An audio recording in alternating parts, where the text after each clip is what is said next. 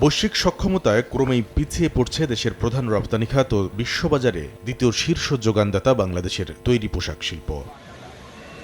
বিশ্ব বাণিজ্য সংস্থা WTO এর সর্বশেষ প্রতিবেদনের তথ্য, এক বছরের 4% প্রবৃদ্ধি নিয়ে 2025 সালে তৈরি পোশাকের বৈশ্বিক বাজারের আকার দাঁড়িয়েছে $574 বিলিয়ন 46 কোটি ডলারে।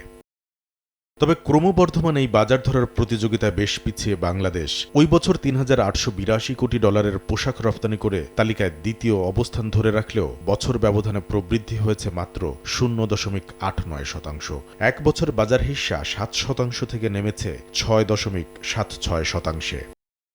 বাজার দখলে বাংলাদেশ সুবিধা করতে না পারলেও বড় প্রবৃদ্ধি নিশ্চিত করেছে পোশাক রপ্তানিকারক তৃতীয় শীর্ষ দেশ ভিয়েতনাম। 2025 সালে ভিয়েতনামের প্রবৃদ্ধি হয়েছে 10.53%। রপ্তানি করেছে $3,751 কোটি ডলারের পোশাক, যা বাংলাদেশের চেয়ে মাত্র $131 কোটি কম। বাংলাদেশের ঘাড়ে নিঃশ্বাস ফেলে বাজারের 6.53% দখলেও নিয়েছে দেশটি।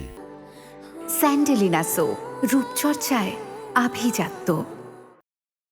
তৈরি পোশাকের বিশ্ববাজারে নিজেদের অবস্থান শক্ত করতে মরিয়া প্রতিবেশী দেশ ভারতও। গেল বছর $1,726 কোটি ডলারের পোশাক রপ্তানি করা দেশটির প্রবৃদ্ধি হয়েছে 5.47%। দখলে এসেছে বিশ্ববাজারের 3%।